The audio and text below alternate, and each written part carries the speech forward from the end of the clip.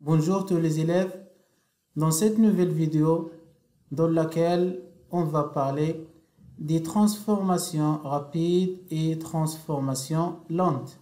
Cette leçon concerne le programme de la chimie de deuxième année bac, sciences, toutes les filières scientifiques, les transformations rapides et les transformations lentes.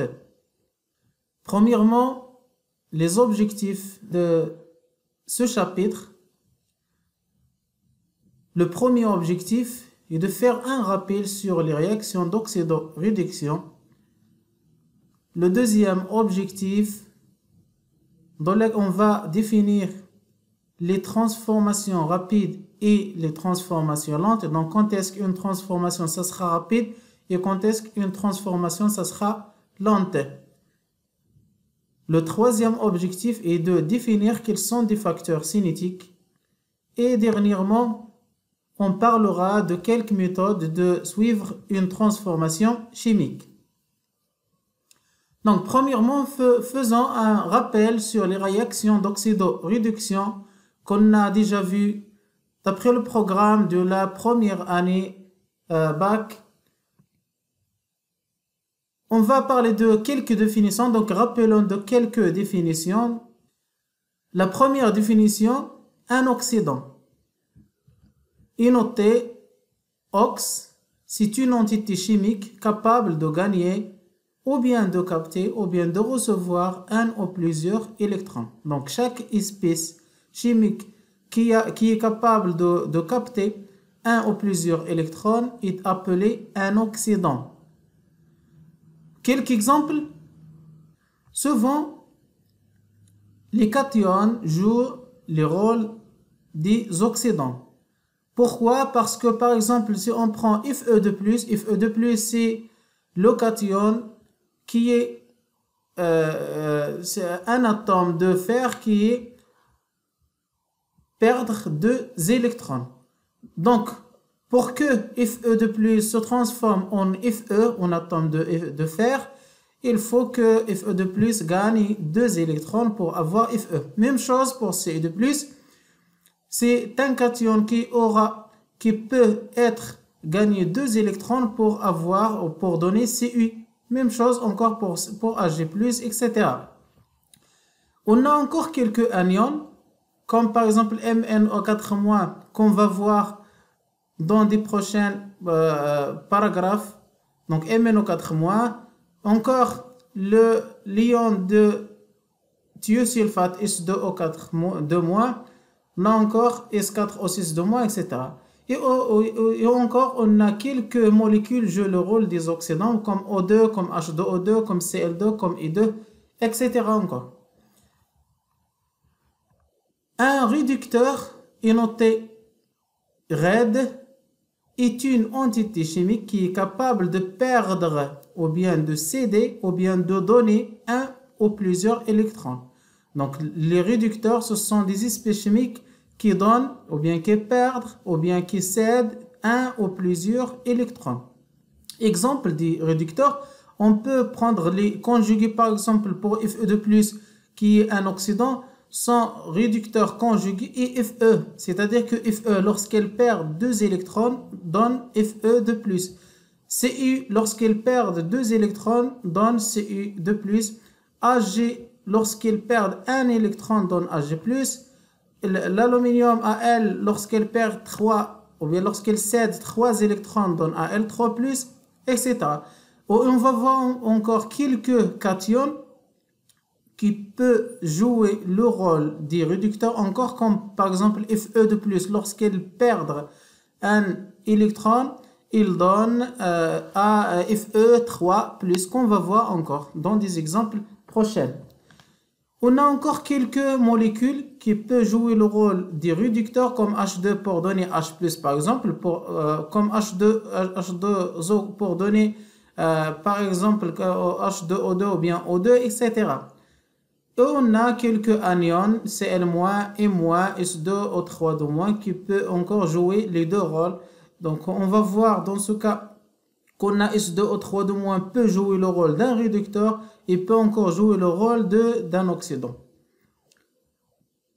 L'autre définition est de définir le couple OX-RED, oxydant réducteur, qui est noté OX-RED. C'est le couple formé par un oxydant et son réducteur conjugué capable de changer des électrons entre eux. Donc ça, c'est le couple OX-RED est formé d'un oxydant et d'un réducteur, mais à condition qu'ils sont capables de changer des électrons entre eux. Ça veut dire quoi? Ça veut dire lorsqu'on passe de l'oxydant, lorsque l'oxydant gagne des électrons, il donne le réducteur conjugué. Et lorsque le réducteur perd un ou plusieurs électrons, donne l'oxydant du même couple.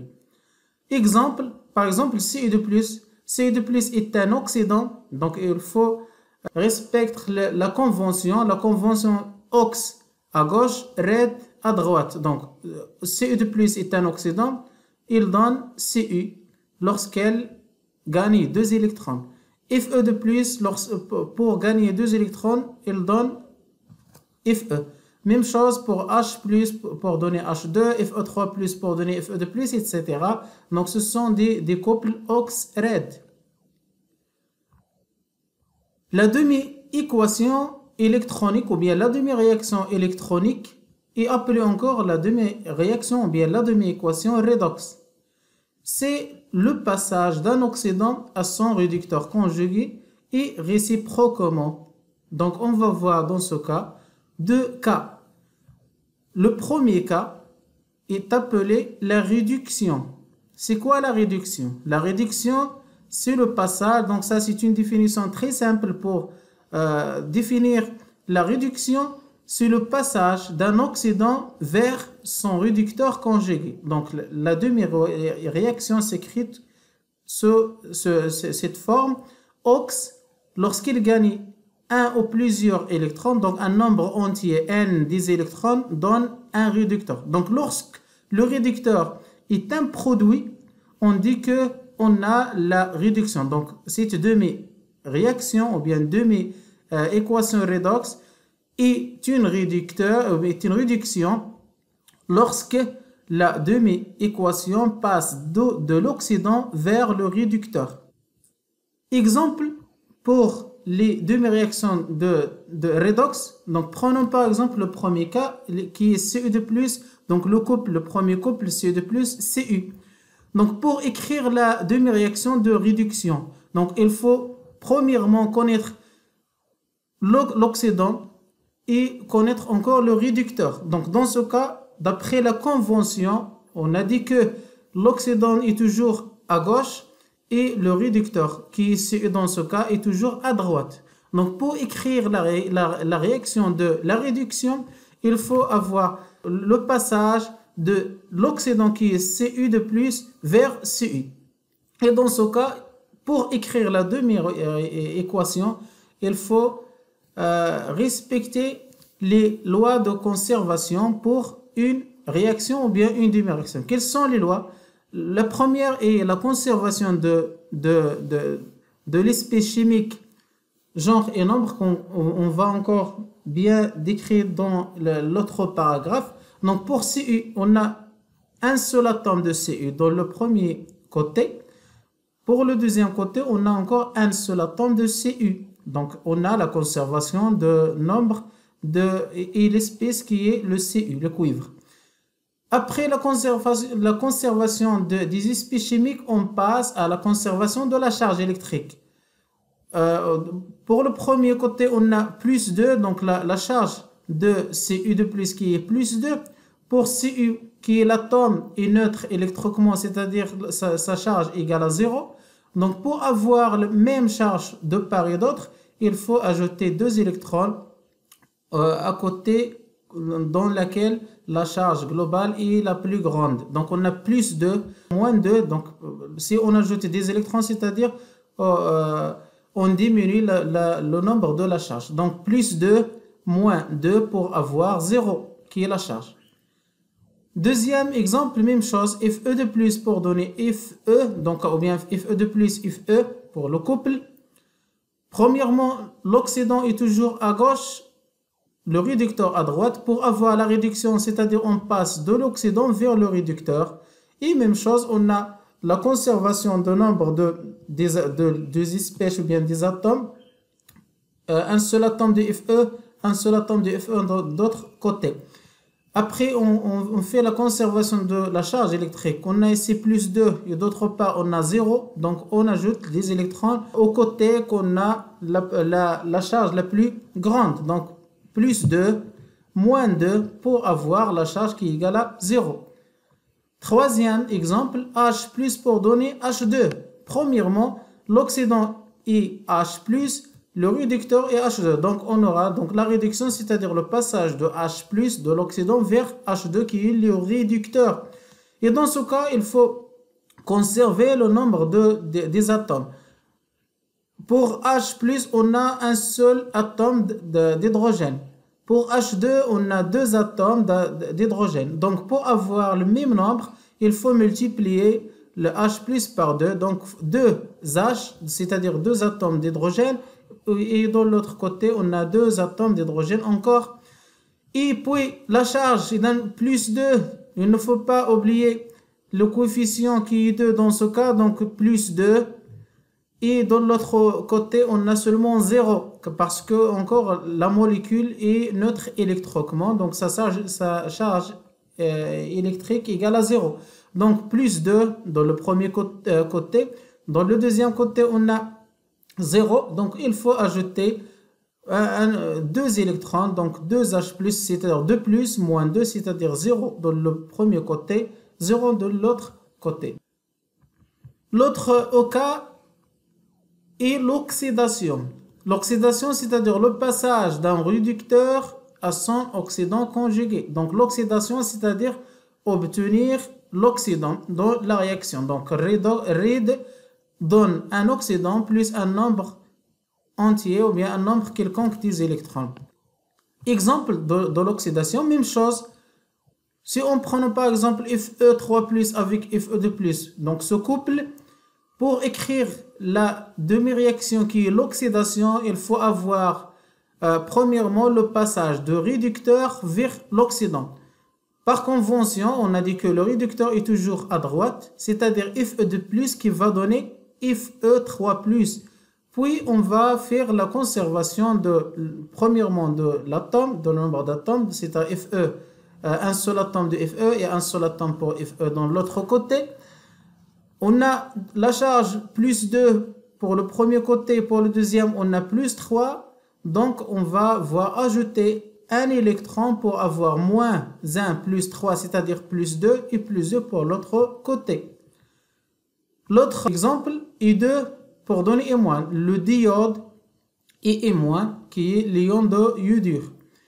Donc, pour écrire l'oxydation, il faut encore passer de réducteur qui est E- vers I2. Donc, il va écrire encore cette demi-réaction. Même chose, on a le nombre des atomes pour l'iode. On a 2 pour I2. On a un seul atome pour I-. Donc, on va multiplier par 2 pour avoir 2 atomes d'iode dans les deux côtés. Puis, on va ajouter les électrons dans le côté où on a la charge la plus grande. Donc, la charge pour 2 et moins, c'est moins 2. Pour I2, la charge est égale à 0, c'est-à-dire 0 est le plus grand. Dans ce cas, donc on va ajouter 2 électrons pour avoir la charge globale du deuxième côté qui est moins 2, donc moins 2 plus 0. Et ici, on a moins 2, donc on a la conservation de la charge encore. L'autre couple, S4O6 de moins avec S2O3 de moins. Donc, pour écrire encore l'oxydation, on passe de réducteur vers l'oxydant. Donc, S2O3 de moins donne S4O6 de moins.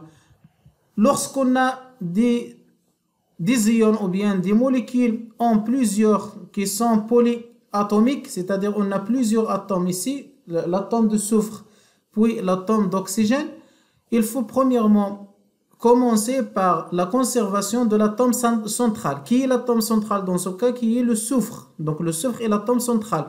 Pour le premier côté, on a 2 S dans le couple, on a S2, c'est-à-dire 2 atomes de soufre.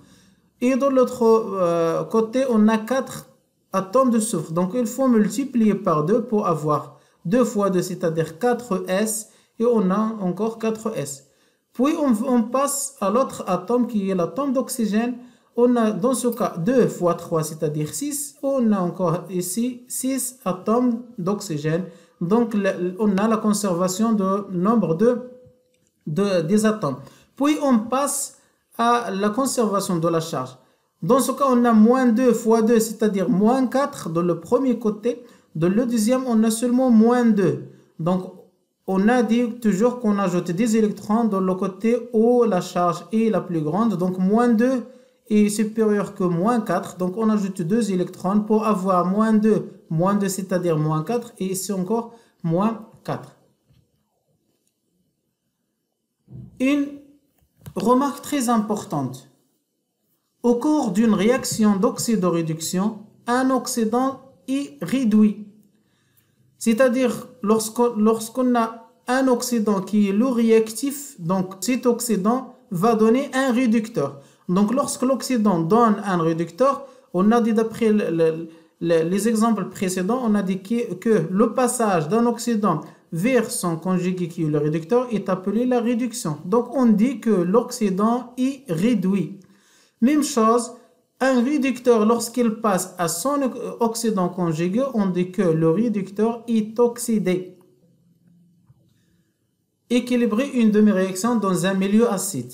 Ça, ce sont des cas particuliers pour avoir la conservation de la demi-réaction, bien la demi-équation dans un milieu acide. Pour écrire la demi-équation associée à chaque couple, il faut avoir, comme on a déjà vu, la conservation premièrement des éléments chimiques. Donc c'est un S, des éléments chimiques, genre et nombre. Et deuxième chose, il faut avoir la conservation de la charge électrique.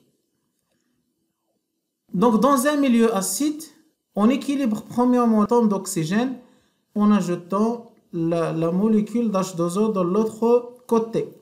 Et la molécule de H2O contient seulement un seul atome d'oxygène. Donc, il faut avoir le nombre des atomes d'oxygène dans le premier côté pour avoir le nombre des molécules qu'on va ajouter dans d'autres parts. Puis, lorsqu'on équilibre, ou bien lorsqu'on veut équilibrer l'hydrogène, on utilise soit H+, soit H3O+. Et la plus simple est d'ajouter H+, donc H+, dans l'autre côté. Donc, si on a un milieu acide. Un milieu acide, c'est-à-dire c'est un milieu qui contient les ions H3O+. Puis, on va équilibrer la charge avec 10 électrons encore. Donc, faisons des exemples pour ces cas particuliers. Premièrement, prenons ce couple MnO4- avec Mn2+. Si on veut passer par exemple de MnO4- jusqu'à Mn2+, qui est le passage d'un oxydant vers un réducteur, c'est-à-dire c'est la réduction. Donc si on veut écrire la réduction de ce couple, donc premièrement, on écrit le premier espèce ou bien le premier élément dans une part, dans un côté, et on écrit l'autre dans l'autre côté. Puis, il faut premièrement équilibrer l'atome central. L'atome central dans ce cas est le Mn, le manganèse. Et qui est encore, on a un seul atome de Mn. Donc le manganèse, un seul atome dans le premier côté, un seul atome dans le deuxième côté, c'est-à-dire que Mn est équilibré. Puis on passe à l'autre atome qui est l'atome d'oxygène. Pour équilibrer l'atome d'oxygène, on a dit qu'on va ajouter à l'autre côté la molécule de H2O. Combien d'H2O qu'on va ajouter? On a ici 4 oxygènes, c'est-à-dire on va ajouter 4 molécules de H2O pour avoir 4 fois 1, c'est-à-dire 4 O. Après l'équilibrage de l'atome d'oxygène, l'atome d'hydrogène encore apparaître dans l'autre côté. Donc il faut encore équilibrer l'hydrogène, qui est l'élément d'hydrogène. Donc on a 4 fois 2, c'est-à-dire 8 hydrogènes. Donc pour équilibrer l'hydrogène, on ajoute à l'autre côté l'ion H+. Combien d'H+? 4 fois 2, c'est-à-dire 8 H+. Donc lorsqu'on arrive à cette étape, on a donc l'équilibrage des atomes. Et on va passer maintenant à l'équilibrage de la charge globale, la charge électrique. Dans les réactifs, on a moins 1. Faire attention, il ne faut pas ajouter donc le nombre 4 et le nombre d'oxygène et pas la charge. Donc la charge est moins 1. Donc on a moins 1 plus 8. Donc on a plus 7. Dans le premier côté, pour les réactifs, on a seulement plus 7 électrons. Dans les produits, on a plus 2, plus 0. Donc la molécule est sa charge égale à 0. Donc on a plus 2 dans le deuxième côté, on a plus 7 dans le premier côté. Donc il faut ajouter des électrons dans la partie ou bien dans le côté qui a la charge la plus grande qui est plus 7. Combien d'électrons qu'on va ajouter pour que la somme égale à plus 2? Donc on va ajouter 5 électrons, c'est-à-dire on a moins 5 plus 7 égale à plus 2. Deuxième exemple, Cr2O7 de moins avec Cr3+. Premièrement, il faut écrire donc l'oxydant Cr2O7 de moins et l'autre partie, on a l'élément qui est Cr3+. L'atome central est le chrome, on a deux atomes de chrome dans les réactifs. Il faut qu'on va voir encore deux atomes de chrome dans des produits. Donc il faut multiplier par 2. Puis on va équilibrer l'oxygène. Donc on a 7 oxygène ici. Il faut ajouter 7 H2O pour avoir 7 O. 7 fois 2 hydrogène, donc 14 hydrogène. Il faut ajouter 14 H+ de l'autre côté. Puis on passe à la conservation de la charge. La charge ici moins 2. Donc même chose, il faut faire attention. Il ne faut pas ajouter ce nombre 7 parce que 7 est le nombre d'oxygène et pas la charge. Donc la charge dans ce cas égale à moins 2 plus 14, c'est-à-dire plus 2. Dans le deuxième côté, on a 2 fois 3, c'est-à-dire plus 6. Donc le nombre des électrons qu'on va ajouter égale à 6, c'est-à-dire moins 6 plus 12 égale à plus 6 qui est le nombre de la charge de l'autre côté. Troisième exemple, l'ion de thiosulfate S2O3 de moins avec le soufre. Donc, premièrement, on écrit donc l'oxydant dans un réducteur. Le nombre, l'atome central et le soufre, on a deux atomes dans les réactifs et on a un seul atome dans les produits. Donc, il faut multiplier par 2. Puis, on passe à l'équilibrage de l'oxygène. On a 3 atomes d'oxygène. Donc, il faut ajouter 3 molécules d'eau, 3 H2O pour avoir 3 O. Puis l'hydrogène, on a 3 fois 2, c'est-à-dire il faut ajouter 6 H+ pour avoir le même nombre d'hydrogène. Puis on passe à la conservation de la charge, donc moins 2 pour l'ion S2O3 de moins. Donc on a moins 2 plus 6, c'est-à-dire on a plus 4. De l'autre côté, on a la charge égale à 0. Donc il faut ajouter le nombre des électrons qui est égal à 4 pour avoir 0. Donc moins 4 plus 6 qui est plus 2, moins 2 qui est 0. Donc la charge ici égale à 0 et la charge de l'autre côté égale encore à 0. L'équation bilan d'une réaction d'oxydoréduction. Une réaction d'oxydoréduction est la réaction entre un oxydant OX1 et un réducteur RED2 de deux couples OX-RED. Donc, le premier couple OX1 RED1 et le deuxième qui est OX2 RED2. Pour écrire la réaction bilan d'oxydoréduction, il faut avoir la réaction entre deux éléments. Le premier, un oxydant, le deuxième, ça sera un réducteur. Il ne peut pas avoir la réaction entre deux oxydants. Il ne peut pas encore avoir la réaction entre deux réducteurs. Donc, il faut avoir la réaction entre un oxydant et un réducteur. Si on choisit que OX1 est le réactif, donc pour le premier couple, il faut respecter la façon d'écrire la demi-réaction. Lorsque OX1 qui est le réactif, les réactifs toujours se trouvant à gauche, donc il faut écrire que OX1 donne RED 1, c'est-à-dire c'est la réduction.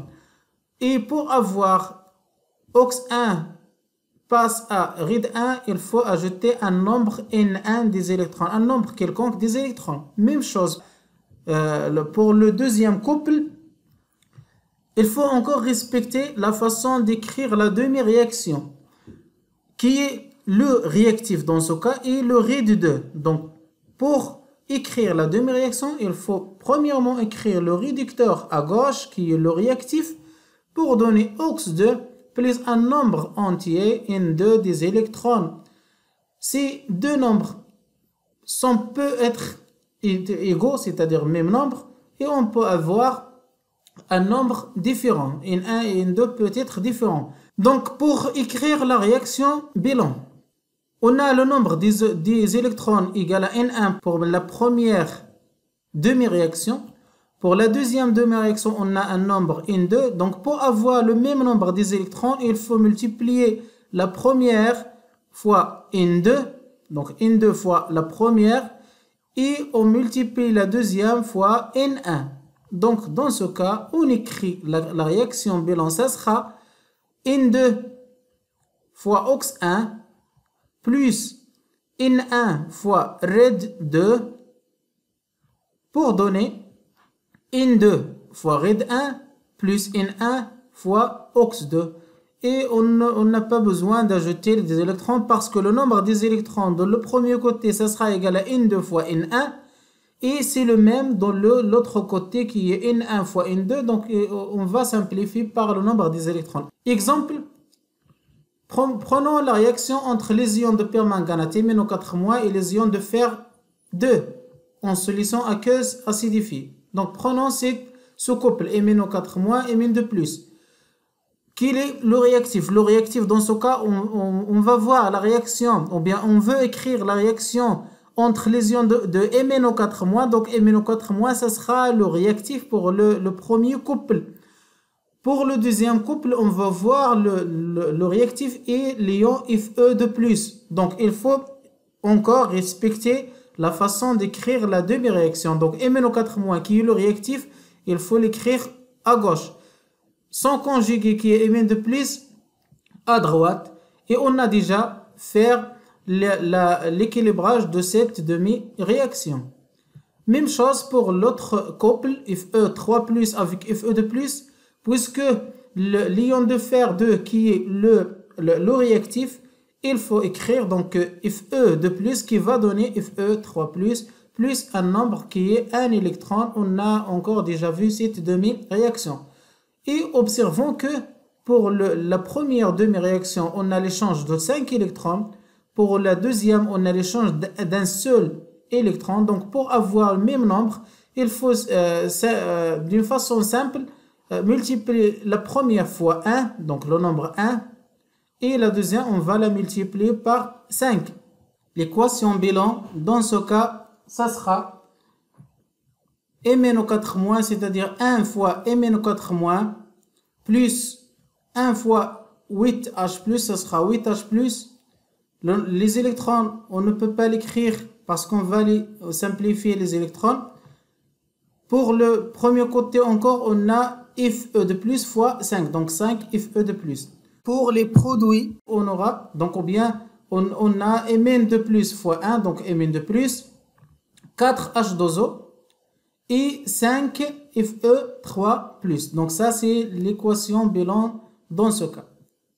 Deuxième exemple est l'oxydation des ions iodures par le peroxyde d'hydrogène au milieu acide. Le premier couple, I2 et moins. L'ion iodure qui est I-, qui est le réactif. Donc, il faut écrire la demi-réaction d'une façon correcte. Donc, I- qui va donner I2. Et on a déjà fait l'équilibrage de cette demi-réaction encore. Pour le peroxyde d'hydrogène qui est H2O2, donc il faut avoir ici la réaction oxred, donc I- joue le rôle d'un réducteur, donc il faut avoir le deuxième réactif, ça sera un oxydant qui est H2O2. H2O2 va donner H2O. L'atome central dans ce cas est l'oxygène. Donc on a deux atomes d'oxygène dans les réactifs. Donc dans les produits, on va voir encore 2. Donc on va multiplier par 2, donc 2O. Puis on a 4 hydrogènes. Il faut avoir 4 hydrogènes. On a seulement 2 atomes d'hydrogène. Donc on va ajouter 2H+, pour avoir 4. Donc 2 plus 2H, c'est-à-dire 4 hydrogènes. Puis on fait l'équilibrage ou bien la conservation de la charge. Deuxième côté, on a la charge égale à 0. Il faut avoir la somme de la charge ici égale à encore 0. Donc on a plus 2. Il faut ajouter 2 électrons pour avoir moins 2 plus 2 égale à 0. H2O2 a une charge égale à 0. Puis, regardons que le nombre des électrons échangés pour la première demi-réaction égale à 2. C'est le même nombre des électrons échangés dans le deuxième. Donc dans ce cas, il faut seulement ajouter les réactifs de la première demi-réaction aux réactifs de la deuxième et les produits de la première aux produits de la deuxième. Donc sans faire la multiplication, donc H2O2 plus 2H plus 2I- donne 2H2O plus I2. Troisième et dernier exemple dans ce cas est la dismutation de l'ion de thiosulfate H2O3- dans un milieu acide. La dismutation, c'est-à-dire la transformation de l'ion de H2O3- si il existe dans un milieu acide. Dans ce cas, on va voir deux couples dans lesquels on aura H2O3- comme l'un des soit un oxydant, soit un réducteur. Le premier est H2O3- S. Donc le réactif est H2O3- donc on a déjà fait l'équilibrage de cette demi-réaction encore. Donc H2O3- dans le soufre. Puis pour le deuxième couple qui est SO2 avec H2O3- même chose, puisqu'on a la dismutation de thiosulfate, c'est-à-dire la réaction entre deux particules ou bien deux ions de H2O3-. Donc H2O3- qui est le réactif dans ce cas qui est un oxydant, mais pour le deuxième couple H2O3- joue le rôle d'un réducteur. Donc H2O3- va donner SO2 et on fait encore l'équilibrage de cette demi-réaction.